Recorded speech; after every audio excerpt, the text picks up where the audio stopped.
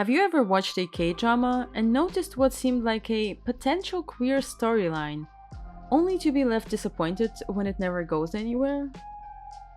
This is known as queerbaiting. TV shows and movies sometimes use it as a tactic to keep the viewers interested in the show without upsetting conservative audiences. Love in Spring from 2022 was blatantly marketed as LGBT but didn't follow through with it, and turned out to be an underwhelming bromance with one gay villain. That is a pretty obvious case of queerbaiting. But what about shows that don't have a very clear-cut answer? Nevertheless is a 2021 K-drama with a lesbian couple who didn't get a kissing scene, even though the story called for it. This plot development left a lot of viewers disappointed, but should it be considered queerbaiting in the same way Love in Spring is? Keep in mind that South Korea is still a conservative country, with strict rules about what can be shown on TV. This means that even well-intentioned K-dramas may struggle to portray queer characters in a meaningful way. So, where do we draw the line between genuine representation and queerbaiting? Maybe, to find the answer, we shouldn't be asking a simple yes or no question, and instead, approach it with more nuance. This is the KDRI Queer Representation Chart, a media analysis tool I created that helps categorize LGBT representation in fiction. I will be using it to analyze Korean dramas, but it can be applied to any media with queer characters. This chart has an x-axis and a y-axis. I promise I will get to the examples after I explain the methodology. Please don't close this video just yet. The x-axis measures how seriously the plot is taking a character's homosexuality. On the right side of the chart is meaningful representation, when a character is written as complex and nuanced, and the plot treats their queerness seriously, then this piece of media belongs on the right side of the spectrum. The sliding scale moves to the left towards the exploitative representation side, if the character's queerness is treated as a joke or a novelty. Characters on the right side are usually protagonists, and on the left side, they are usually background characters who are not important to the plot. The y-axis shows how openly the plot deals with the character's homosexuality. On top of the chart are stories with characters that get to be openly gay. Pieces of media belong on this side of the spectrum if they get a kissing scene or a love confession, and the story acknowledges their homosexuality.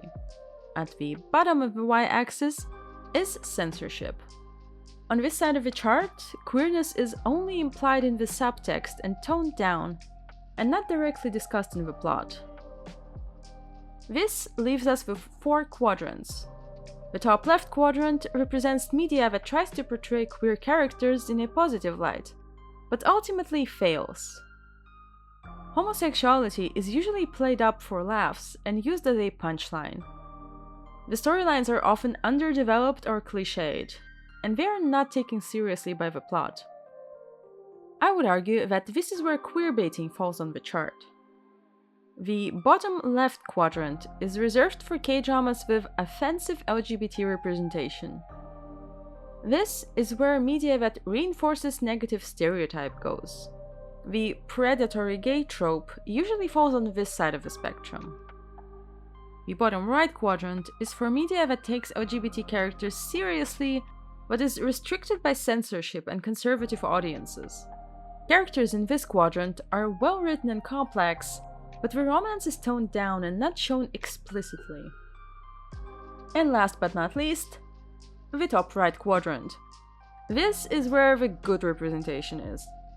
If an LGBT romance is treated the same way a straight romance would be, then a K-drama belongs on this side of the chart. These are complex protagonists that openly get to explore their homosexuality. One of the major flaws of this chart is that the placement is subjective. But I still think it is a useful tool for media analysis and discussions. It also doesn't say anything about whether the TV show is actually good. A K-drama can be really well made and still fall on the problematic side of the chart. Let's take a look at some examples. K-dramas in the top left quadrant have one-dimensional and sexualized queer characters. Homosexuality is the butt of the joke, and the plot never follows through with a gay relationship. Haha, just kidding, they're straight. A prime example for this is the 2017 K-drama The Boy Next Door, starring Choi Woo-shik. Yes, the one from Train to Busan and Parasite. I can't believe he starred in this low-budget slapstick miniseries in between the two most famous Korean movies. The Boy Next Door is a comedy with cheap CGI about two straight guys who live next door to each other. Every single joke in this series is the same. The two protagonists end up in an embarrassing situation while someone walks in on them and thinks they're a gay couple. And that's it, that's the joke. I honestly think the writers thought they were doing something for LGBT acceptance, but they completely missed the mark. In episode 7, we get introduced to a character who is actually gay. Yes, the one wearing a Marvin Gaye sweatshirt. Marvin Gaye, get it? Because everyone thinks the two main leads are a gay couple, this guy feels inspired to come out of the closet and starts dating the men he likes. For a brief moment, this show tried making a point, but it quickly fell off the tracks. The guys are horrified by the fact that they accidentally gave a gay man courage and advised him to date in secret instead. The series eventually tones down the gay jokes in favor of a love triangle with a girl to emphasize that they're not actually into each other. The straight romance is taken seriously. The Boy Next Door has a lot of very gay scenes, but doesn't say anything meaningful about queerness, so I would place it somewhere around here. The 2021 revenge K-drama Vincenzo has a problematic gay subplot we need to talk about. Episode 8 introduces Min Song, a CEO of a bank. Because he's a gay man, Vincenzo spends the episode seducing him. We as the audience are not supposed to feel bad for him though, because Min Song abuses and beats up the men he is dating, and uses his money and status to sweep the scandals under the rug. Oh great, a villain who is bad because he's gay. The episode is shot like a BL series, but the gay relationship is the butt of the joke. Isn't it hilarious that Min Song is attracted to a man and wants to go on a cute date? Vincenzo keeps rolling his eyes throughout the episode and protests a lot, to remind the audience that he's definitely straight. Chayoung is the one who comes up with the plan, and she's always there, voyeuristically watching two men flirt with each other, together with the audience. I think this is another example of queerbaiting. This episode sexualizes and makes fun of a gay couple, makes the only queer character in the show a villain, and punishes him for his homosexuality. There are worse ways to depict a gay character, though, which belongs on this side of the chart. Media that is both censored and exploitative perpetuates negative stereotypes and actively reinforces homophobia. These characters are one-dimensional, are never written as relatable or fleshed out, don't get to have a love story, and the only way they get to express their sexuality is by harassing a straight man. The predatory gay trope can often be found in this quadrant. A textbook example for this trope is episode 7 of Squid Game. One of the VIPs who arrive to watch the competition is a gay man who forces himself on Juno, threatening to kill him if he doesn't do what he wants. The VIP gets immediately punished. That's it, there's nothing more to say about this character. That scene, or the character being gay, was not important to the plot. I would put it around here on the chart. Another example of this trope is Double Patty, a 2021 movie with Irene from Red Velvet. In the beginning of the movie, the male lead gets a part-time job at a gay bar. Within 10 seconds of meeting for the first time, his new boss reaches towards his genitals to touch him. Off to a great start. In a later scene, a customer touches his butt, which gets him kicked out of the bar. These scenes are not relevant to the plot and could be edited out without changing the movie at all. To be fair though, that is also true of every other scene in this movie.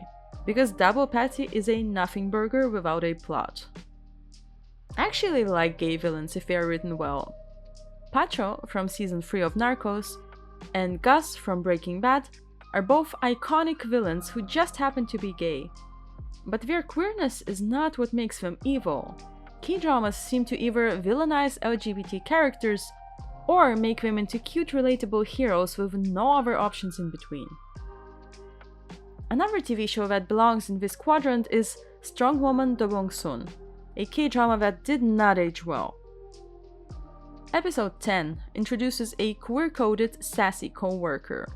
He's a cartoonish, shrieking caricature who stands in the way of the main couple. The character is in the story for comedic relief, and his femininity and gayness are the punchline. He's slightly more complex than the gay villains we discussed before. We know what his role in the company is and that he's really good at his job, and he does get some dialogue. But the plot is trying to have it both ways. It wants to make fun of how feminine and flamboyant he is, and allows the audience to laugh about it, and simultaneously makes sure to emphasize that the male lead is not homophobic and very chill. There is also a subplot about the main character possibly being gay, which puts his position as a CEO in danger, but it is easily resolved by him letting everyone know he likes women. We also get several spicy scenes with him and the second male lead, which I would classify as queerbaiting. This K-drama has way too many gay jokes and actively perpetuates stereotypes. You might have noticed that all of these examples have gay men and no lesbians. I don't think this is a coincidence. There are way less queer women on TV, but if they are there, they don't pose a threat to straight men, so they are not usually portrayed in a negative light. Now let's look at ambiguous queer representation. These TV shows have to tone down any references to homosexuality because of censorship. Glitch, a fun alien-themed K-drama from 2022, belongs on this side of the chart. The romance is very low-key and is never openly discussed in the plot, but the relationship of the main characters is taken seriously. It is just gay enough for queer viewers to pick up on, but the story can be interpreted as a friendship between two women without changing the plot. I made a whole video essay analyzing why this show was meant to be read as queer. At the time when Glitch was written and cast, there was no precedent for LGBT main characters in a high-budget mainstream K-drama. The writer probably had to play down the romance if he wanted his show to be picked up at all. Another K-drama that I think belongs on this side of the chart is Nevertheless. One of the three couples the story is following are two best friends who are secretly in love with each other. Their romance is taken 100% seriously in the plot, and all the other characters are very supportive and respectful of their relationship. There are no jokes at their expense, and the couple gets a well-deserved happy end. The reason why this K-drama is sometimes accused of queerbaiting is that there was no kiss. All they ever do on screen is hug and touch hands. But that was not the production team's fault. The kissing scene was written and filmed, but was not allowed to air on TV due to censorship. The writers fully intended to give the viewers a well-written lesbian love story, so I don't think it should count as queerbaiting. This side of the chart is for TV shows and movies that get it right. In this quadrant, I would put K-dramas that represent the community respectfully and tastefully. These characters are allowed to be gay and are treated by the plot the same way a straight couple would be. These are complex and fleshed out characters who have a lot going on in the plot besides being gay. Semantic Error is a great example for a well-written miniseries about discovering and accepting your sexuality. It is a cute love story that would be equally as cute if the main couple were two girls or a guy and a girl. The protagonists also have other queer friends they get to interact with in the plot. Another K-drama that handles homosexuality well is Blooming. The two male leads start dating, but the plot is much more complex and deals with their family dynamics and personal issues. This TV show is not about a gay relationship, it is just about a relationship that happens to be gay. Homophobia does not exist in this TV show, and nobody has to come out or explain their preferences. These are just characters in their early 20s figuring out life and dealing with normal problems. K-dramas on this side of the chart can also be about a character who is already comfortable with their sexuality. A great example is the erotic thriller Somebody. This story revolves around 3 women, one of which happens to be a lesbian. It is not necessary for the plot for her to be queer, she just is. There is a meet-cute in a lesbian bar, an on-screen kiss, and it is even implied that they spent the night together. This K-drama went further than any Korean TV show before. Her sexuality is treated respectfully, and the audience is clearly supposed to root for these women to get together. Do you agree with where I put all of these TV shows? Where would you put other K-dramas or non-Korean media on this chart? If you can think of any improvements, let me know in the comments.